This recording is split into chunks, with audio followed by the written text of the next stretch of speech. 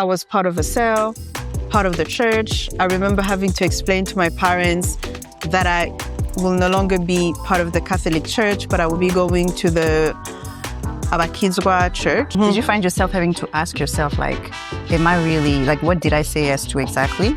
This looks like a divine thing, you know? I was like, knowing my story, I was like, you're right. Definitely. I think this is the Lord, you know?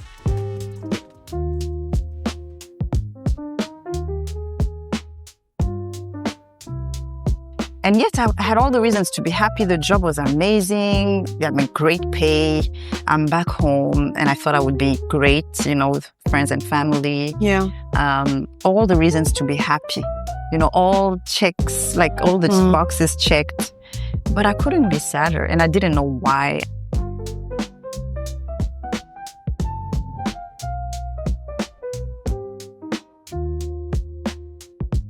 Hello. We're happy to have you here. This is a new show in town, another podcast, as if you didn't have enough already.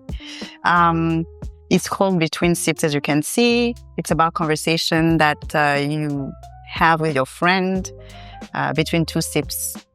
Conversation, in our case, about faith. My name is Andrea, and my friend is Arlène. Hi, everyone. We're very excited to be starting this podcast. We want to share the thing that is the most important thing really in our lives, which is our faith and the way our faith informs different aspects of our lives, the way we think about different topics, informed by our faith in Jesus Christ. So without further ado, we're going to dive into the first topic that we're going to cover, which is, you know, you getting to know us, getting to be acquainted with our stories. How did we come to be believers of Jesus Christ? How did it look like on a personal level? And then we'll see from there. Yeah. So Arlène is going to start and share her story. All right. Thank you, Andrea. So my name is Arlène, and I am a believer. I got born again when I was 14 years old. It's been a while. I was a teenager, and I remember, like, a lot of times, as in after I was saved, there was a question that would always come, like, why did you get saved? Like, what ufise ibicumuro bingana gute? As in, how much have you sinned to need Salvation. salvation? But as young as I was, like, I remember very well the emptiness of life in a way. Like, as in, my life was school, friends, family, but I remember having that strong feeling of there's something more to life than this, but then not being able to pinpoint exactly what it was. And then, like all teenagers, I had a group of friends, and some of them got saved, 2 of them to start with. And we were all raised Catholics, but one day they went to pray to a different church, Harahagazwe. They got saved, and I think from there on, they started to evangelize like the rest of the group.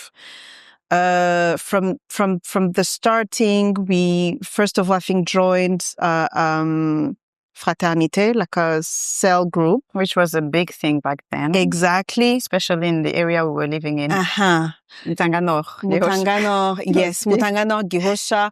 We joined the fraternité of Mutangano. Like, I remember going there and feeling spiritually refreshed. But I had not taken the decision to give my life to Christ yet. But I think after like 2 months, that's when I decided that I want to follow Jesus or give him my life as my Lord and Savior. It was October I don't remember the date well. It was either the 14th or 21st of October, 2005, 4. Yeah, I was 14 years old. More than 20 years. Yeah. It's crazy. It is. There was the part of giving your life to Christ and feeling literally like renewed in a way. Like I don't even know how to explain it, but I remember that sense of belonging to the Lord, that sense of now I am a child of the Lord, that sense of heaven knows me, heaven knows my name, like my name is written in the book of life. Like I remember the feeling of having Jesus in your heart. I don't even know how to explain it. Then after that, I was part of a cell, part of the church. I remember having to explain to my parents that I will no longer be part of the Catholic Church, but I will be going to the Harahagazwe church. At first, they didn't understand it well, but they supported me. And I also remember after that, like navigating what I would call the imperfections of the church, where salvation is good, the Lord is good, but you start to, I guess, deal with people's different characters, different, I don't know, opinions on what is it to follow the Lord. I think it's a mixture of both, like rocky and smooth. But what is constant is Jesus. Yeah. He stays constant ever since. It's been now 20 plus years. He's been constant. And I guess that's the reason why we're seated here sharing our stories. Absolutely. So yeah. Yeah. That's the snapshot of my 20 years plus story of walking with the Lord.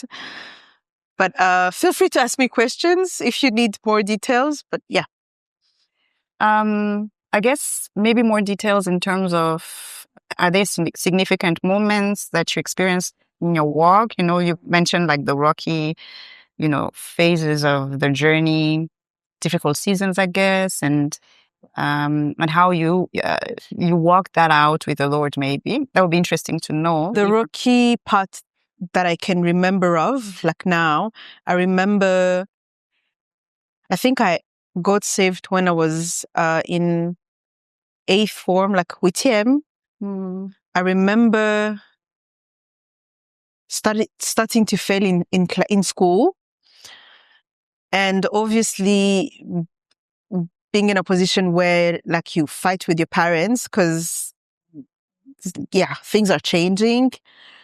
And I remember like the heaviness of that, and not being able to, how can I say, like to find a balance, between school, salvation, church programs, and all of that. But it's one thing that I remember was heavy then. But then I got a rhythm at some point. I also remember, I think towards finishing secondary school, where I think I was faced with the question of, do I continue with salvation and everything that involves, walking with the Lord? Or do I just go in the world, as we say, and live a worldly life? And I think that's when I sort of renewed my commitment to the Lord. Like being in a place where I understood, okay, I want to keep following the Lord. I also, like when I got saved, it was more like a group fever, where most of my friends, like in the neighborhood, we all got saved at the same time. But then as we were evolving in life, most went to study abroad. I remained in Burundi. And at some point, it was when I was finishing high school, it was no longer like a group thing. I think that's when it, in some ways, became more personal, where there was no anyone's influence, where it was more, do I want to do this? Why do I want to do this? Why can't I don't know, live a life that some of your friends would be living, and you would know, doing these things when I am born again, it's, Mm-hmm. Did you find yourself kind of wrestling with what you thought you knew about Jesus? Like, because you mentioned that it was kind of like a fever, like a a collective thing. Mm-hmm. Did you find yourself having to ask yourself, like, am I really, like, what did I say yes to exactly? Did I say yes to the church? Did I say yes because I saw the impact, it had on my friends? Did you question that at that moment and realize that perhaps you needed to find the answers for yourself, or you already knew that you had said yes to Jesus and that he was what it means for him to be a savior, to be Lord? Did you know that, or did you come to find out now that you were by yourself, kind of? I think I knew Jesus, and I knew my story with him. But towards finishing high school, it was more, I think, a transition where, is Jesus enough? I think that's the question that I was asking myself. That's a good one. Yeah. Like, is he enough? And as I was wrestling with those like thoughts, that's when I remember again being in a place where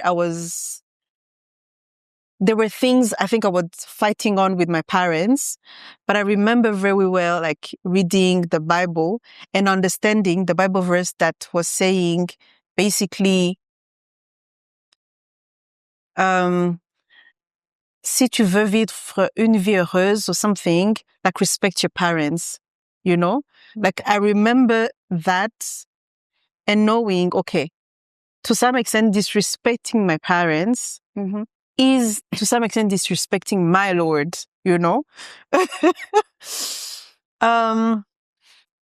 And anyways, I had questions I was asking myself then. But I remember that Bible verse calming me and sort of telling me, okay, just go through the motion. But this is some sort your anchor for now. And yeah, then I went on with life. I was then no longer a cell leader, which was a different season, I would say. But that I loved because it was still, it was calm. It was like I was going at my own pace, I would say. Okay. I don't know if I answered your question. Yes, you did. Okay. And how about, because, we're friends, so I know some of your story. How about going to England for studies, which was, I believe, in 2019, yeah? That's when you left? Yep. Because usually you hear that when you move out of the country and you go abroad for whatever reason, people tend to lose kind of their faith. They tend to drift away from the faith. The West is something particular. Yeah. So it's almost like a test. If you can maintain your faith in the West, it's a badge of honor. So how was it for you? Okay. For me to even go there for my studies, it was a whole testimony that maybe I will share one day. But it was literally like a miracle, like literally God, I don't know, parting away the sea, for me to walk. It was that huge, It was unlikely. Very unlikely. You were not supposed to go. No. I was not. It was again a very rocky journey, but then to some extent I had the faith of I know the Lord can do this. But you know, when every single door at some point gets closed, and then you're like, okay, Lord, what do we do? You know? But then the Lord speaks to people to now have faith in your journey and to sort of like sponsor you. And that's how I, you know, like my family and some of my friends supporting me to go study there. Wow. Yeah. Okay. I didn't know that. So it was, it was the Red Sea parting for me to, you know, walk to the other side. Like I remember getting there. I landed in London, visited for like 2 days my cousins that live there. But then I was supposed to travel to the town where my university was, which was in Bradford. And I took a bus, a 5 hours bus.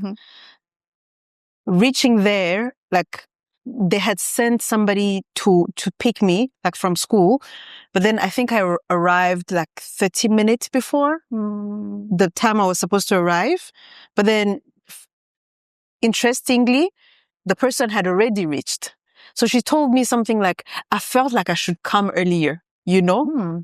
Which, anyways, and when she brought me to the place where I was supposed to leave, like I had such a huge room, which I did not know because I did not see anyone else's room. But she told me when I reached because she was also like a foreigner, when she reached the UK, she used to live in the same building. And she was like, the rooms are not this big.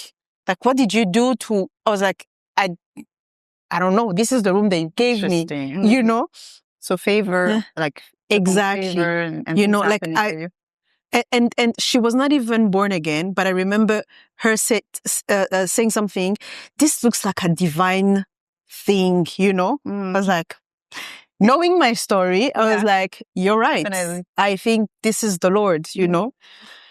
So yeah, like I had a huge connection with the Lord. Started to do my studies. Everything was going well until COVID. That was like I found a nice church that reminded me so much of my church here. Like it was like a bigger version of CLM.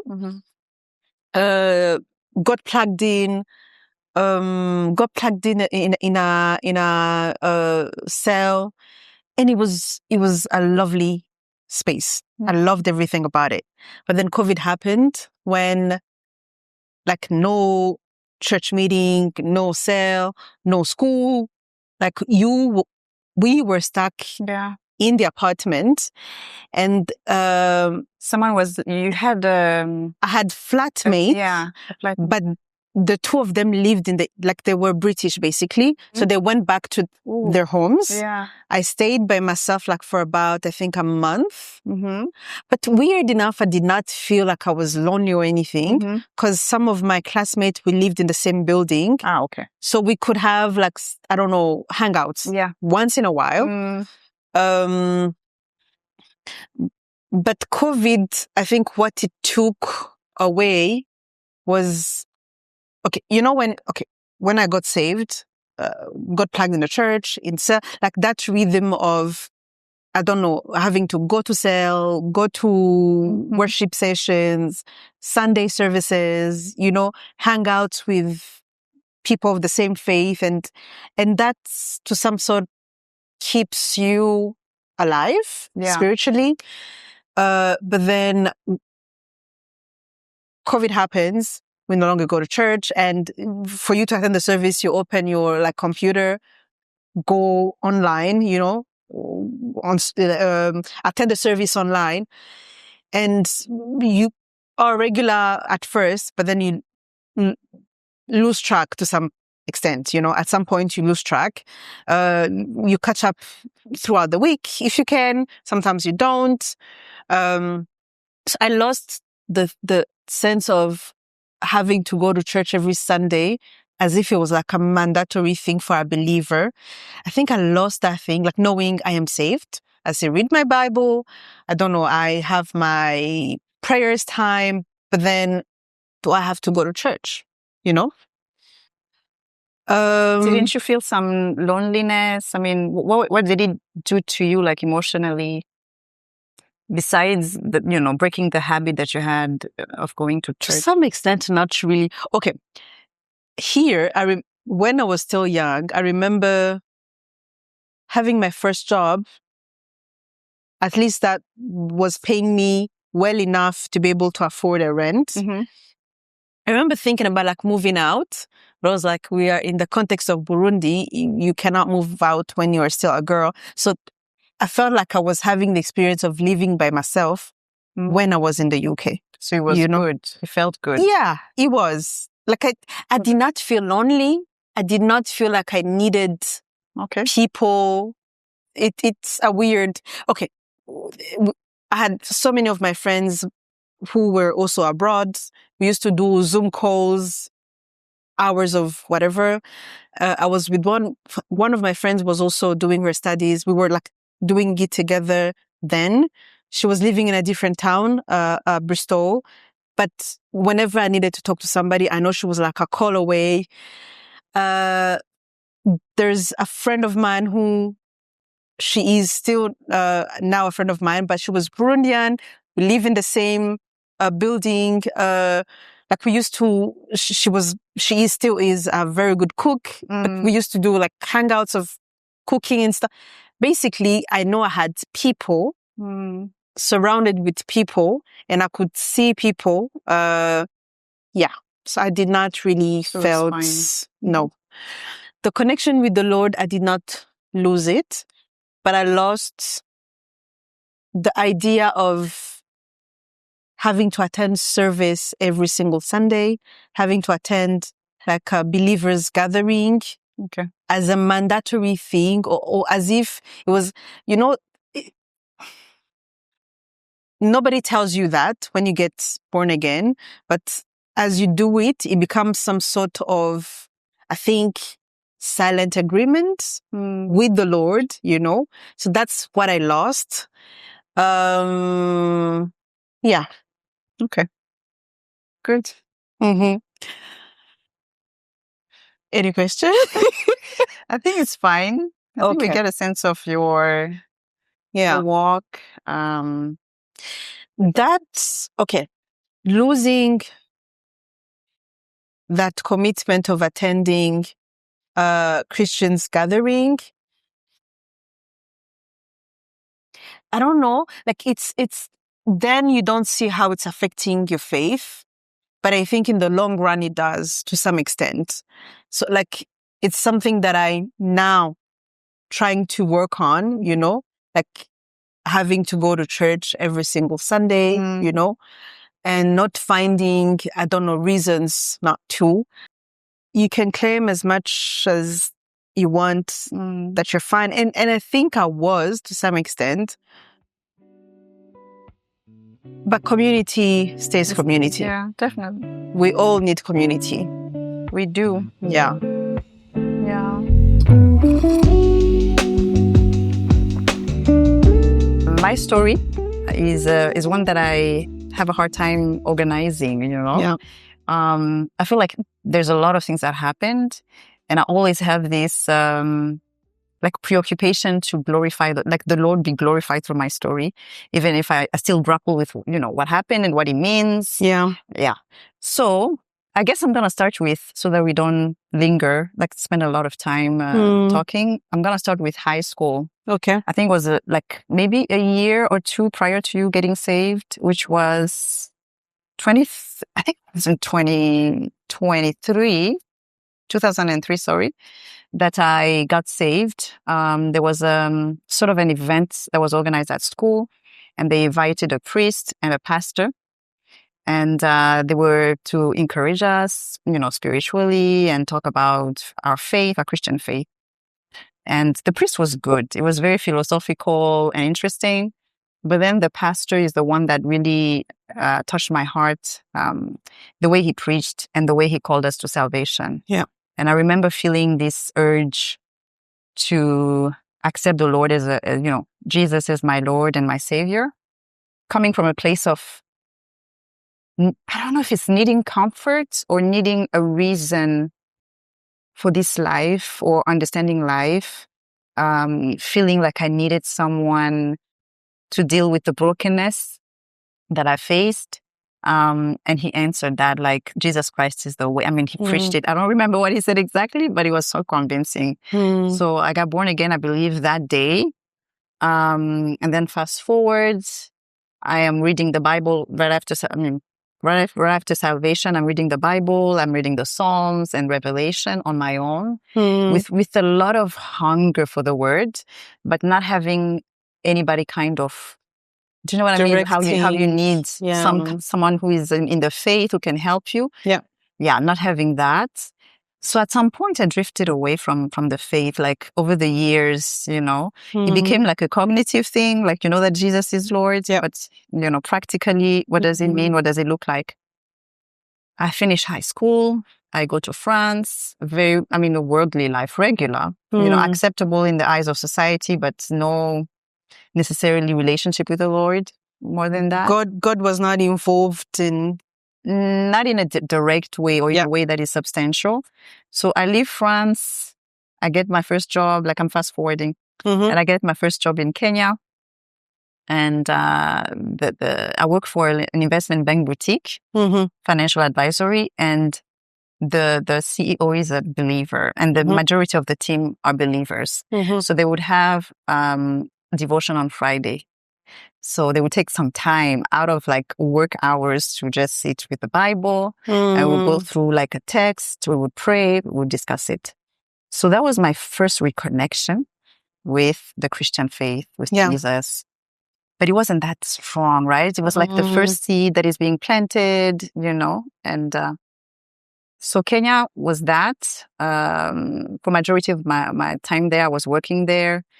And then living a very worldly life. Worldly in the sense of all I care is making that money and then spending it with my friends, going out, and you name it. Yeah.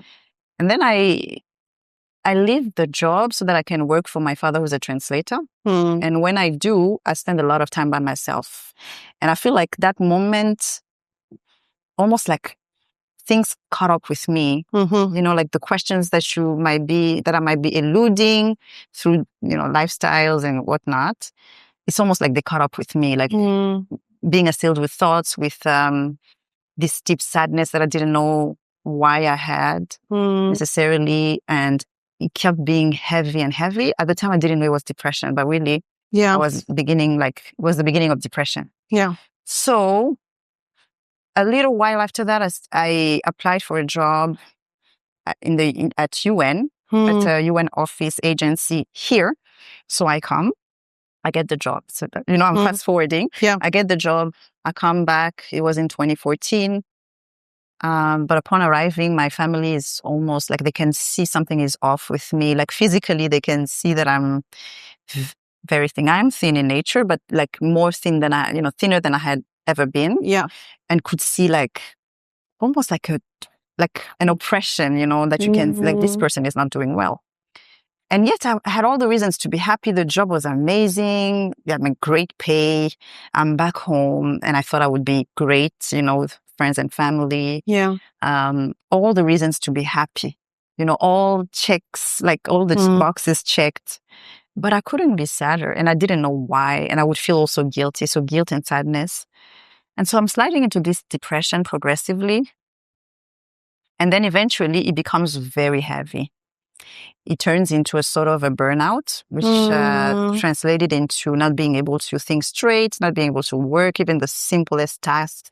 I sometimes tell people that I would sit in front of my laptop, unable to even write a sentence, like an email, simple email, like "Dear so-and-so," a simple sentence. I couldn't even put the words together. So I would sit in front of my screen for an hour trying to figure out what I'm supposed to do.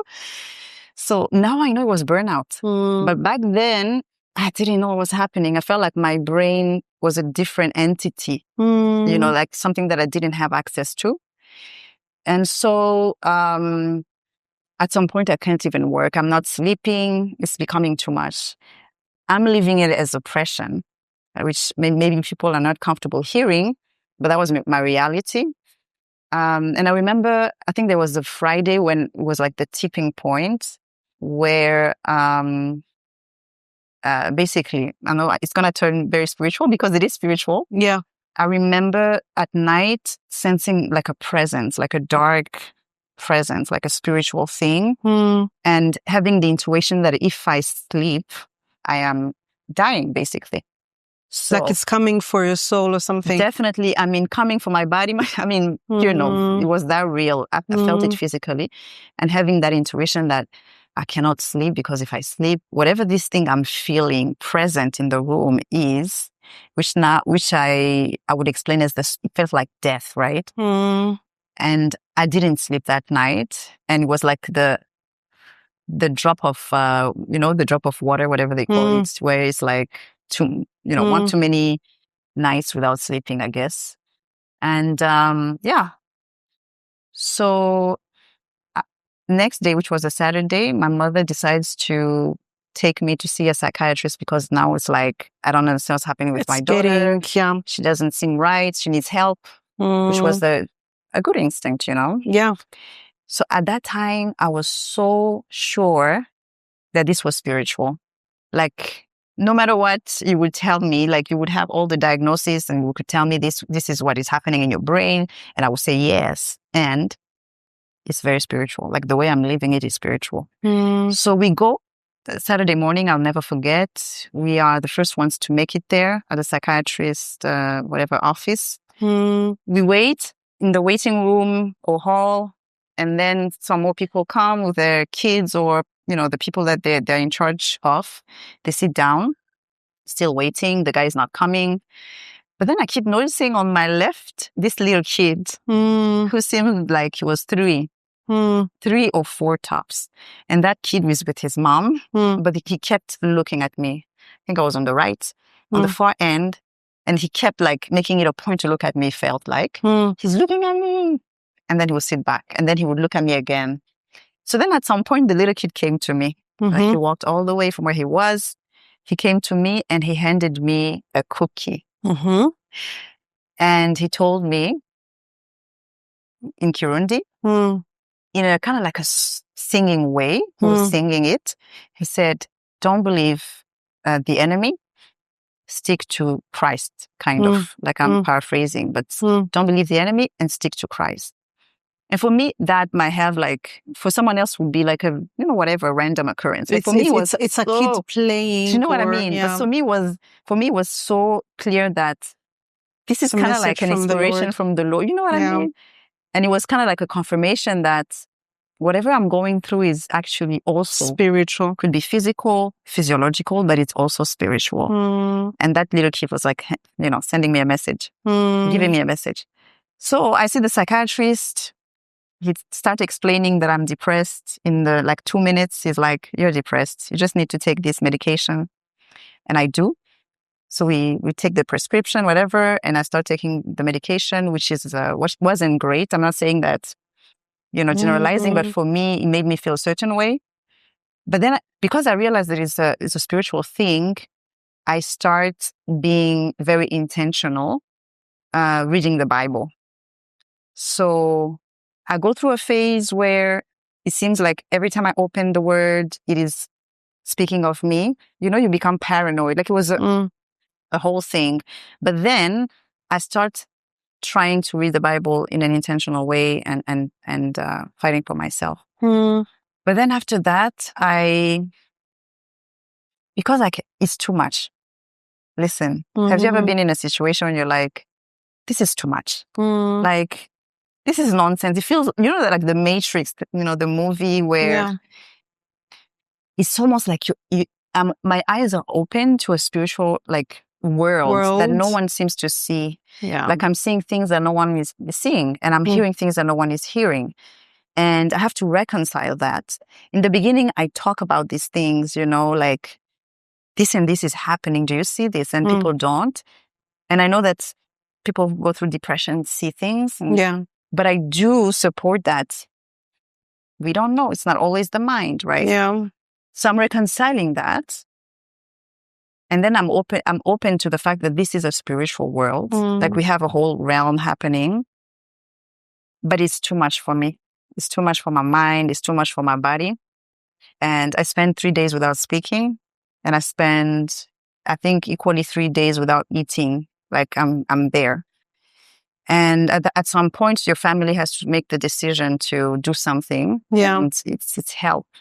So I get admitted. This is something that I've shared in my testimony before. I get admitted into a psychiatry ward for 5 days where I have to be watched, which was a nightmare. It's like one of the lowest moments of my life, but clinging to the hope of God in a way, hoping and did you take your Bible with you there? I believe I did. But it was so low. I felt like I had fallen. For someone who sees who prides on intelligence or whatever you think. You were no longer working. I couldn't work. I had to stop. So it was very, very it was a low moment. So I'm praying, but I also trying to read the Bible, but I feel discouraged and I feel like, what is this, Lord? What are you doing? I go back home, and then it got worse. I start having panic attacks, but they feel like heart attacks. So many people who have panic attacks think that they're having a heart attack back to back.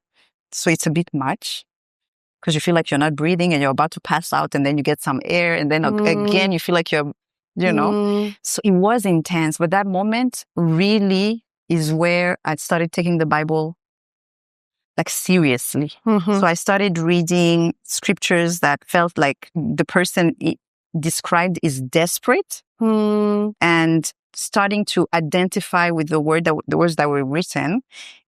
And I would tell the Lord, let's say, for instance, the woman with the issue of blood, because she was desperate, she was lonely. I felt like akin to her. And I would pray I am that woman, and I'm reaching out for the hem of your garment. And she got healed. I have to be healed. That was the way I would talk to God. Yeah. At the time, I would say, I don't care if I am someone who scrubs the toilets in heaven, or if I'm a doorkeeper in heaven, but I have to be, in the kingdom. Part of your kingdom. Because the oppression made me feel like I might be going to the other side. And very convincingly. Yeah. Yeah. So the word became alive for me, kind of like a lifeline and something to hold on to. I would spend days and days in my room because I couldn't work, praying and reading the word, and praising and praying and reading the word. And that would be all that I did. Listening to some sermons, getting some understanding, felt like I was fighting for my life, literally. So eventually, I think that lasted 3 months, but eventually I felt the change coming. Slowly by slowly, I started having less panic attacks. I started feeling less oppressed, and the things that I would see or the things that would happen to me physically or otherwise started to recede. Yeah. Yeah. And I love the fact that, because I love Christmas, I think it's my favorite time. Even now, that is not a big of a deal. It's still one of my favorite, if not my favorite time of the year. Yeah. But by Christmas, I was restored. Amen. My mind was well. I wasn't oppressed. I had a revelation of Jesus, because I was so sworn by chaos and confusion that I doubted even if my parents were my parents anymore. I doubted everything that I accomplished, or if I studied there, everything was chaos in my mind. What is the truth? I don't even know what I am. I don't know who you are. But the only thing that stood was who Jesus was. That was unshakable. That he is the Son of God. That he is, our Redeemer. The truth about who he is couldn't be altered. But everything else, what I was, who you were, and who is what, who did what, everything was chaos in my mind. And I felt like I came out of that with a revelation of who Jesus is and how powerful and his deity. So it was kind of like a confirmation. And the thing that I knew in my mind cognitively became like a real thing. Like the way you're seated there and I can touch you. Yeah. And I can have a relationship with you. He became that real to me, which to me was a game. So I got out of there with a fire of telling people about Jesus. Like, forget about everything. Like, this is, this is what you need to know, that Jesus is truly the Son of God and that he was crucified and died for your sin and resurrected. So I would text my friend, non-believers, and I would tell them, like, I don't know if I'm dying, but I need you to know this, Yeah. It's truth. Yeah, so that was my coming back to the Lord. And Nobody story. preached to you, or you did not hear, I don't know, a sermon online. Okay, apart from that pastor that preached to you, like, I believe, I don't know how many years before. Yeah. But you experienced the Lord through going to hell and then knowing it's only the Lord that can take me out of here. Yeah, basically. But I would hear sermons, like I would listen to, I remember T.D. Jakes was a big one. Okay. And I also would listen to Joyce Meyer. Some people that I would come across on the net. But seriously, the word of God I came out with this revelation that Jesus is who he says he is, and he's God because he's unshakable. Yeah. And also that the word of God is rock solid. Like, for me, it's not like, for me, that's the thing that got me out of it. Like, I could see tangibly the work of the words on my life. And I'm so grateful for that revelation. I felt like I was born again, literally. Like, I remember December 2014, when it ended, I felt like I was born again, like I was a newborn. Someone who died and then resurrected. Like, got born again, really, literally. There's giving your life to Christ and living for Christ. It's two different things. That's true. Two different things. There's the decision. Exactly. There's the walking out. Exactly. Decision, definitely. And the second one, I think it's more important. I wouldn't say more important than the first one, because I guess it's the beginning, but then to maintain, Christ or who he is, even to like become, I don't know, a follower of the Lord. It's through the journey. Definitely. And not an easy one. Yeah. Because it's carrying your cross. It is. It's dying to your will and accepting to follow him. Thank you for opening up. Like, I feel like I am privileged to be sitting here and listening to this story. Thanks for listening. And it's easy. It's easy when you are the person I'm looking at as I tell the story. So thanks. Yeah.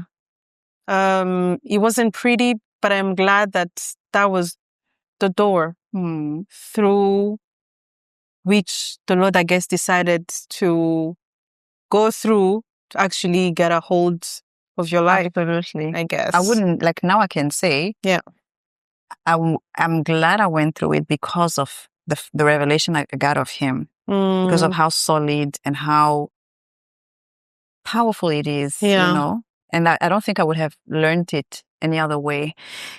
Because the revelation was not only who Jesus is, which is important, but it was also the spiritual realm and how crazy it is out there, and coupling the two, it paints a picture of you understand the gospel more, and you understand what the Lord endured to save us.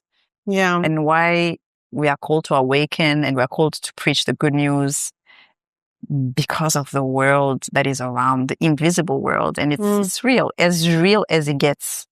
Yeah. And as dangerous or as evil as your craziest thought might think, it's that bad.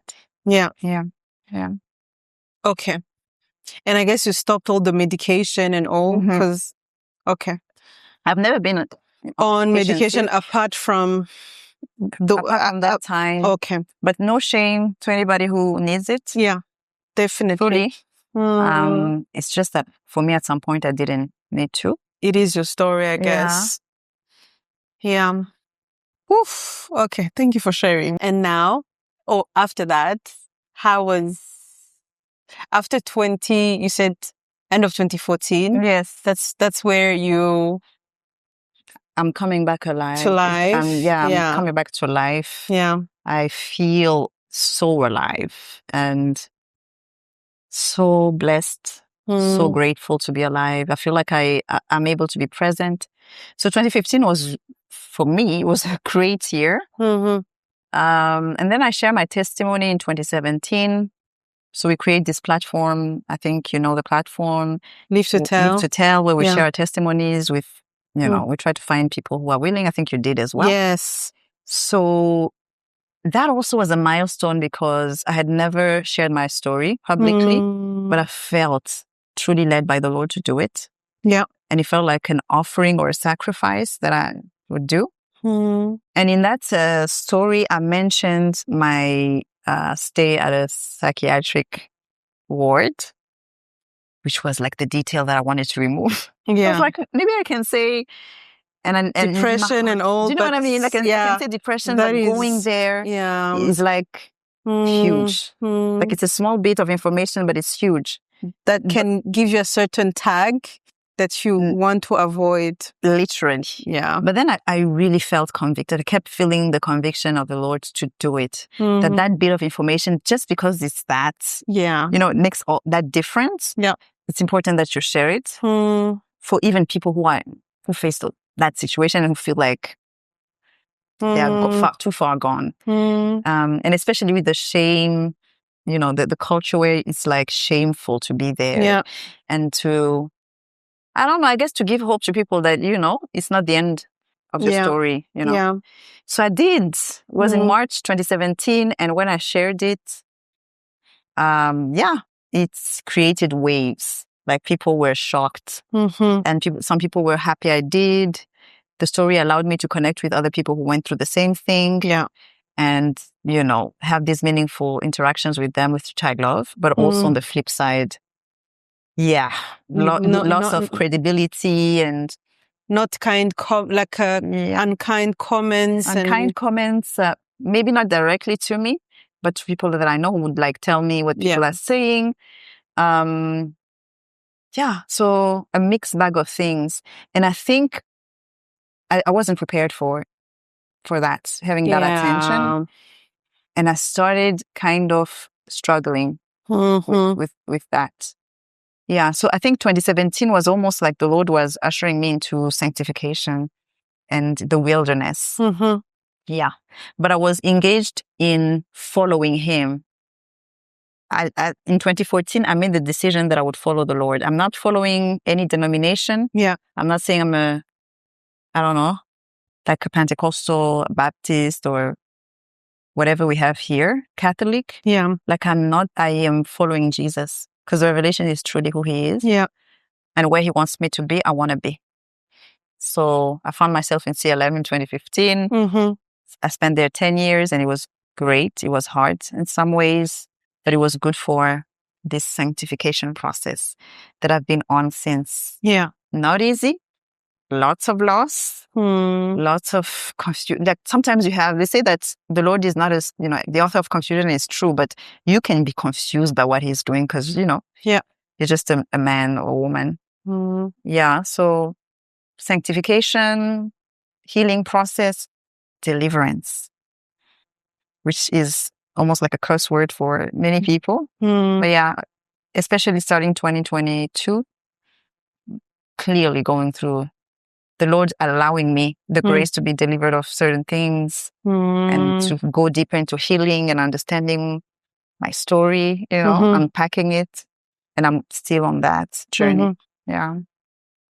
I think I deserve a sip. Definitely. But again, what I was saying, it's salvation is good. Salvation is the starting point. But following the Lord is much more important because, as you're saying, it's where life or the Lord allows, circumstances to teach you sanctification, to teach you forgiveness. Oh, yes. To teach you... forgiveness is a big thing, by the way. It is. Forgiveness is the first course, or the biggest, with a lot of credit if we were to compare it to a course in this sanctification thing. Yeah. and to go through the imperfection of church, if I would say, like dealing with dynamics in church, or in life, I don't know, but that make you question situations that are not fair, you know. But then you're like, I am serving you, I am living for you. Absolutely. Like how I already went through this, and now I'm going to, you know, how we get really entitled. Exactly. You know, but then the Lord teaches you humility, you know. Or he humbles you. Exactly. Which you'd rather learn humility than be humble. Exactly. Teaches you to let go of pride. Sometimes we even ignore how much prideful we can be. Yes. Oh my gosh. You know? Yeah. Even as believers, actually, mostly believers, I would say. Especially. You know? And also, for me, it's understanding how, okay, I made the decision to follow the Lord, but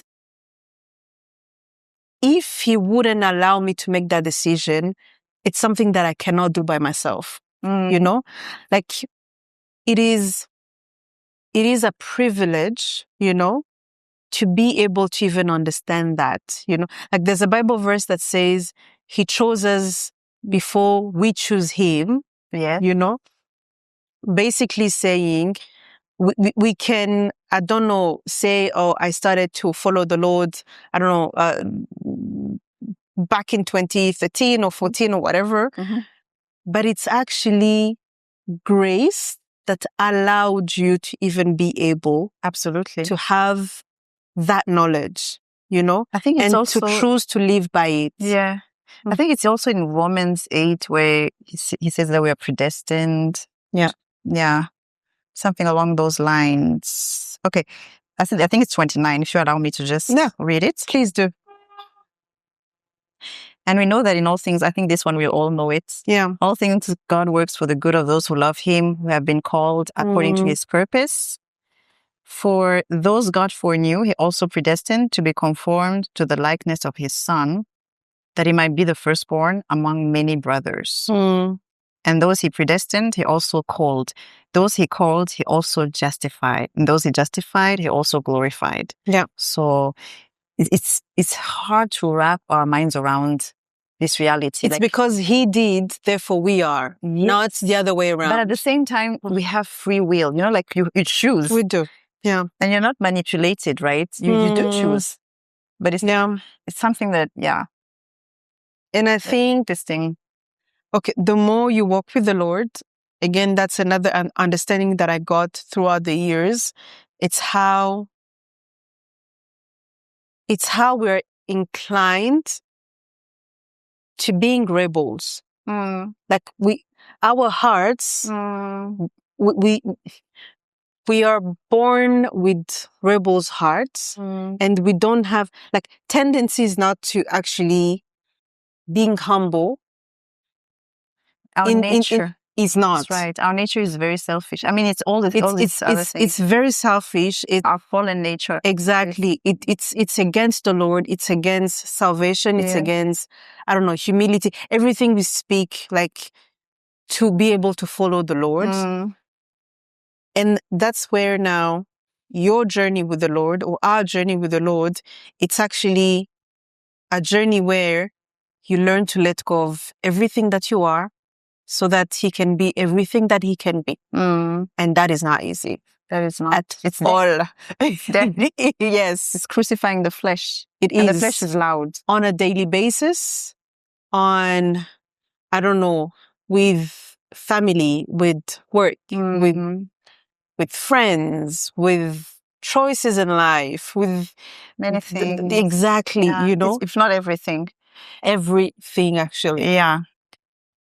What would you tell a non-believer is the reason you chose Jesus Christ to be your Lord and your Savior? Why him? Why did you become a believer?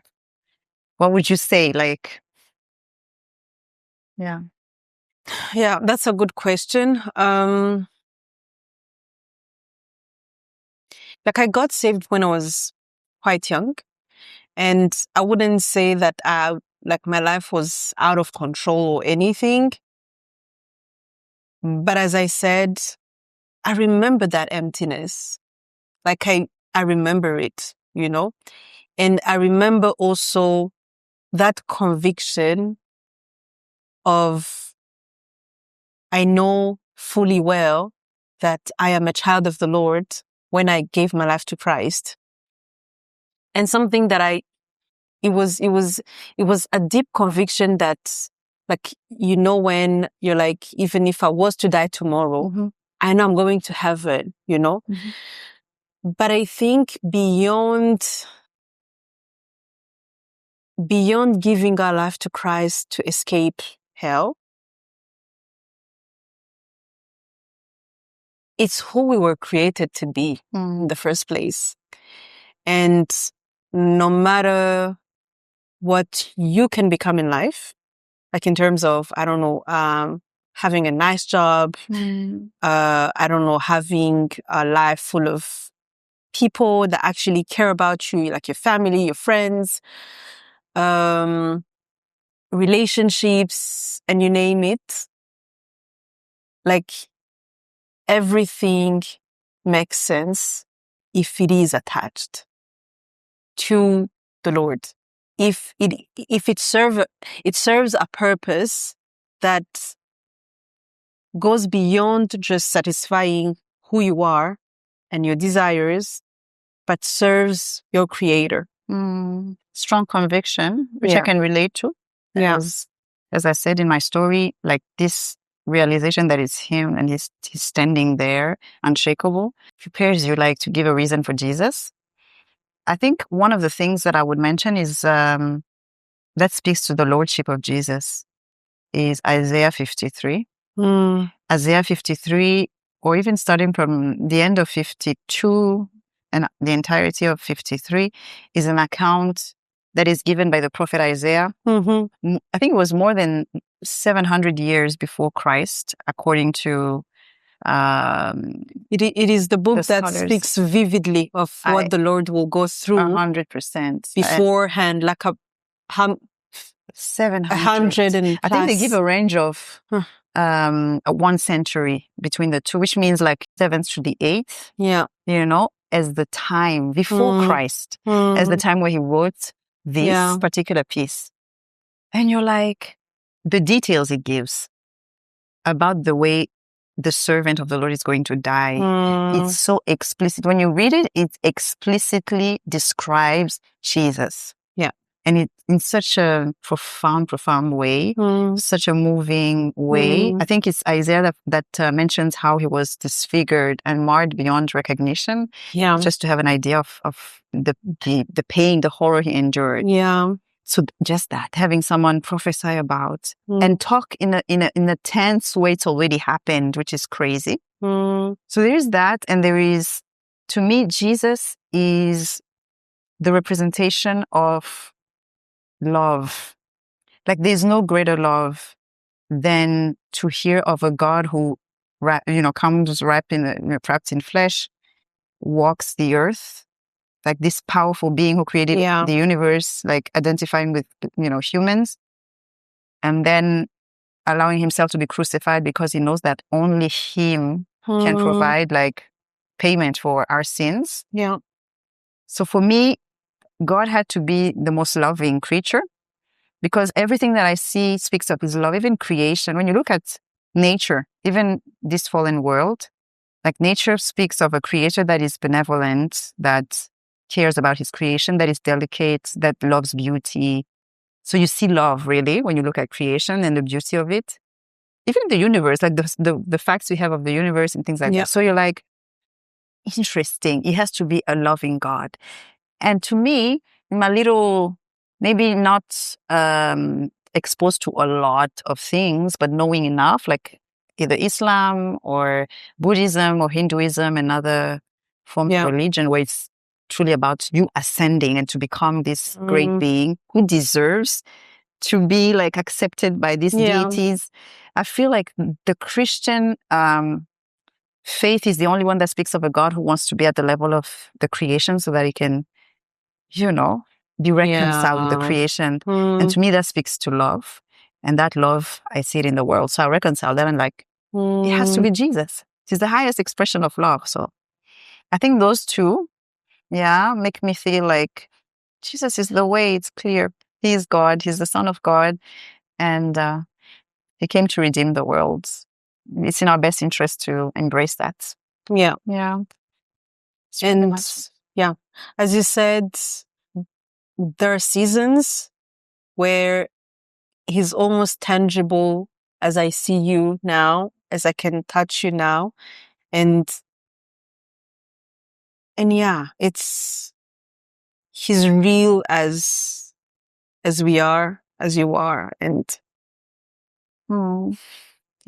but I think you need to experience that to be able to say it, or for people to relate, I guess. Or read the word. I think the word can get you there. Yeah. Piece things together. Ask yourself questions, actually. Yeah. I think it's a journey. And if you embark on that, you can get to a point where you sense the truth is, when you truly seek it. Yeah. All right, guys, this is the end of our discussion. First episode. We're so happy that you tagged along up to this point. If you're at the end, it means you stuck with us, and we're grateful. We hope to see you for the next episode. It's going to be about faith, but faith in different circumstances and topics. And I'm very excited. Yeah. Thank you, guys. This was a pleasure. Thank you, Andrea. Yes, thank you for staying all this time. And as she said, we hope to embark you on this journey with us. And have a lovely day. All right. Bye.